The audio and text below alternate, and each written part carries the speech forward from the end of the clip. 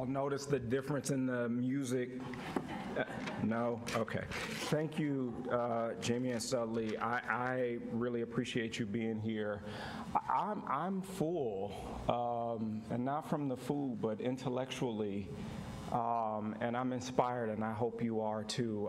This has been a wonderful 2 days, and I hope that you all are feeling inspired and feeling engaged and feeling challenged maybe in some ways to do the work that we all care about.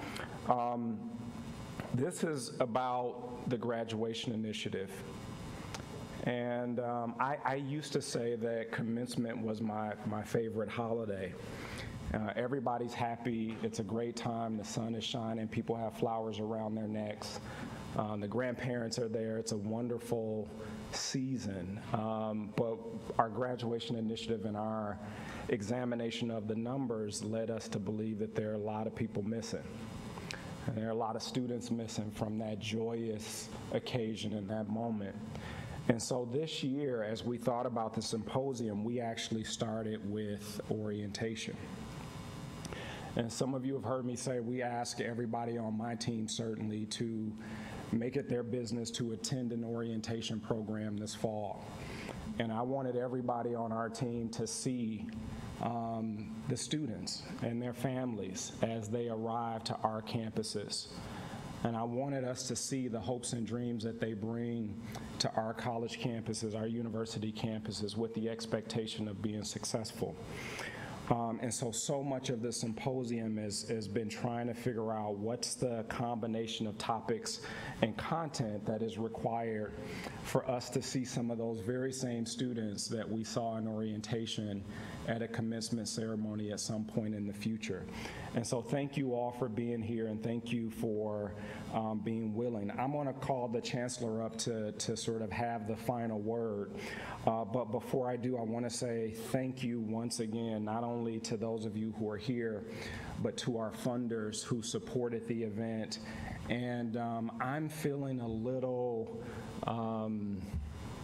guilty about not being able to properly thank the group of individuals who are responsible for putting on the symposium. I see Sabrina Sanders here. I see a group of people who are back at that table and behind the curtain, and I cannot tell you enough. We started with an idea, and they had a lot to overcome, mostly me. It's true, mostly me. But all of them were extraordinarily dedicated, and I'm so proud of what we've been able to accomplish together. So my ask of you is that if you see one of them and they look like they had anything to do with the symposium, would you please tell them thank you on my behalf? And with that, I would like to call to the stage our Chancellor, Tim White.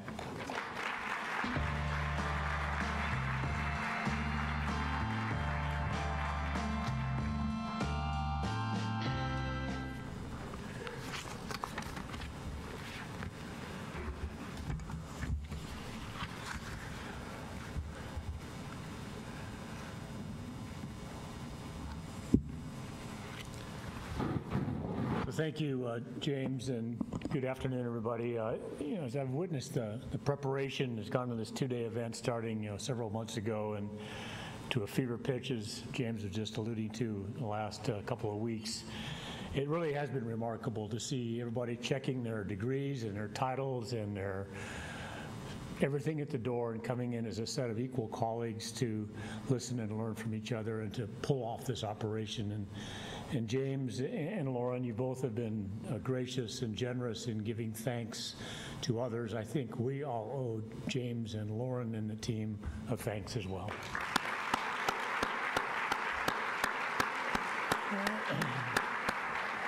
This symposium is emblematic of what's happening across the 23 campuses, where students and faculty and senates and department chairs and administrators, all of you are rolling up their sleeves and enabling the success of our students. It's that spirit that has led us to have a chance to both think deeply and celebrate the success we're seeing over the past couple of days. And I think if we continue this effort, we will see the success over the years as well going forward.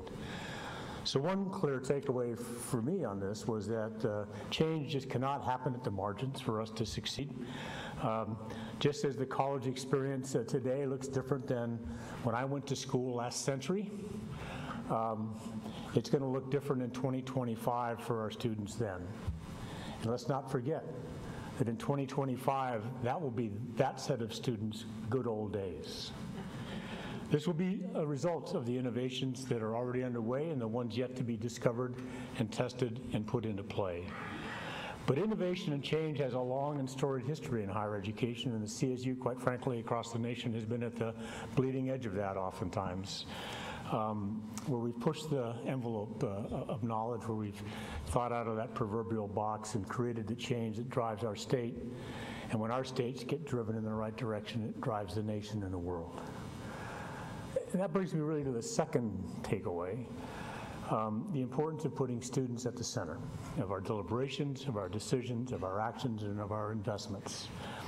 With student achievement, success, and completion as a North Star, we will achieve our initiative goals.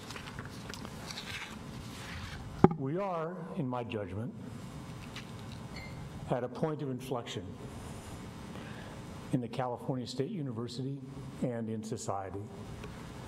Now, we all have had points of inflection in our lives, and at least for me, I often didn't realize it at the moment it was happening, but looking back later on, realizing, damn, that was big and it was important.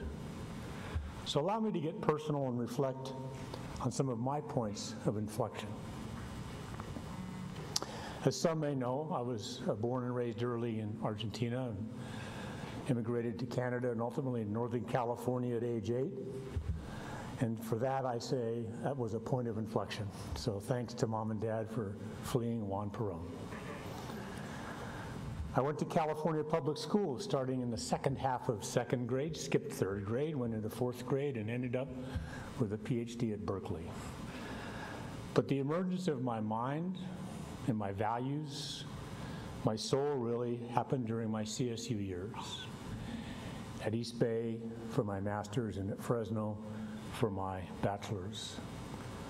And being first gen in my family and coming from that part of the income spectrum that was on the bottom side, not the top side, I say thank you to the master plan. I'm the only member of my immediate family to be a U.S. citizen. I became naturalized in 1970. I was by myself in federal court in San Francisco. I almost didn't get there because I asked water polo team players to be my character references. And they simply said, yes, he is a character. I was by myself. I didn't know any better. But I was surrounded by others who had their families surrounding them wailing in joy. Reminds me, quite frankly, of our commencement at CSU. I realized then that that was big, and the only way I knew that I could do that was from a poli-sci class at Fresno. So thanks, Cal State. So fueled by curiosity, too naive to know fear, motivated and constrained by being an outlier from the margins, my journey continued. Some success, achievement, and recognition professionally and personally. However, some failure and heartbreak and despair, again, both professional and personal. The drive to receive and benefit me here now quickly evaporated to give back and to give forward. How could I asked myself, become consequential for others whose stories are like mine or not, but who too deserve opportunity to travel an interesting and fulfilling and meaningful life for self and to serve others? So by happenstance and intentionality, it was higher education. A department chair at the University of Michigan and at Berkeley, a dean, a provost, a president by whatever title at 3 separate universities. Some success, achievement, and recognition during those years, personal and professional, but also some failure and heartbreak and despair. Then, a very sobering set of points of inflection. 2004 to 2010. That created in me a deeper sense of resolve and urgency and purpose. The first one was in the spring of 2004. And I was on a gurney, and my 4-month-old son was in my wife's arms, and my buddy, a cardiologist, was at my side, and it hit. And I looked up at the EKG, and I studied cardiac muscle research, infarct and cardiac muscle research for many years, and I watched my EKG go flat. There were 4 more heart attacks. Then the wiring went bad, and there were 6 procedures to fix the wiring. So let me just tell you that after your heart has stopped that many times, there's nothing that can scare you. There's nothing that seems impossible. And to that, I thank public higher education, both the education of all those clinicians, but the research that fueled their knowledge to keep me going. You know, it makes me think about Christopher Reeve, and some of you have heard me say this, because I think it is so profound. When he was learning to walk after his cord section, he said at first it seems, when you take on a challenge like that, it's impossible, but when you start working at it, it then becomes to seem improbable. But when you summon the will, it becomes inevitable. And before he died, he walked. So 6 years ago, I joined you, a chance to give back to my Vandenberg launching pad, my Cape Canaveral, the California State University. To that, I say thank you to the trustees. Now, while respecting the past and standing on strong, wise shoulders, it's clear that our mission would be better realized if we doubled down on one goal, and one goal only: student achievement and timely degree completion, and within that, to be inclusive and to eliminate the achievement gap among our student cohorts. It seemed immoral to look a student in the eye and say, "Welcome and congratulations to the California State University, you're admitted." But you're not ready. So put on this sweater with a big red R and take these courses that cost you money but don't advance you to a degree. But stick with it, because when you're really ready, you'll have the opportunity to complete your degree in a way that lags many of the others by 5 or 10 or 15%. That's our goal for you. And oh yes, by the way, if you transfer, and half our undergraduate students do come in from the community college, the rules are different. And you have to repeat a bunch of stuff repetitively in order to earn your degree here. And oh my, just looking at you, based on the zip code from where you come, we're going to set a lower bar of expectations for you and a lower course load, so you can't possibly complete, if you'd like, a 4-year degree in 4 years. Well, you get the drift here. So with broad but not endless consultation, this has led and will continue to lead to policy changes that facilitate our students' ability to achieve and complete a world-class degree in a timeline that meets their lived reality. There is an urgency to our work and our work together. And as you know now, it's personal, that urgency, because you just never know. But it's also societal, driven by the evolving, beautiful demographics of our state and soon our country. And understanding that there's improved social justice and self-actualization that comes with a college degree and a credential. CSU has always been important, but our time is now like never before. This combination is a significant point of inflection. So let me close with this. Look, for the past 25, for the middle 25 years of my 40 some odd years now in academics, I was a life scientist with a laboratory funded by the NIH. I understand an intervention, and I understand measuring some metric that matters, and that metric will ultimately have a mean and a standard error of the mean around it. There'll be variance around that outcome.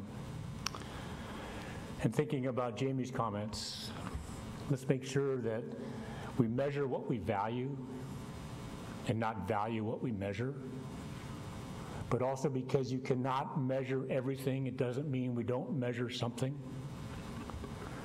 Now, some years we will have significant movement in these metrics, as we're celebrating today. And at other times, one or more of those indices may hit a plateau or even go backwards. But because of you, because of each of you and all of you and those who are joining us and those who come across this 800-mile university, this amazing place in California, who are equally committed and talented to make a difference, we have someone who will. It is inevitable that we will meet this goal, if not exceed our goals. Some years more so than others, no doubt about it.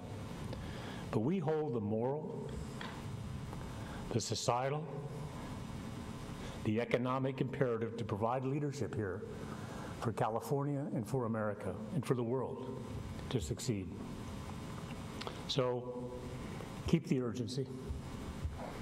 Swat away any signs of complacency. Embrace those penetrating questions and queries of efficacy. Don't be paralyzed by perfect. Don't let that block the power of action. And put a face on the data. And we will look back at our time together and we'll say a couple things.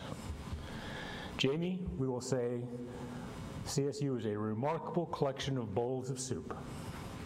But each bowl of soup nourished all who came with the palates and the realities of their lives. We will say, damn, that was big, a big point of inflection, and for that, I thank you.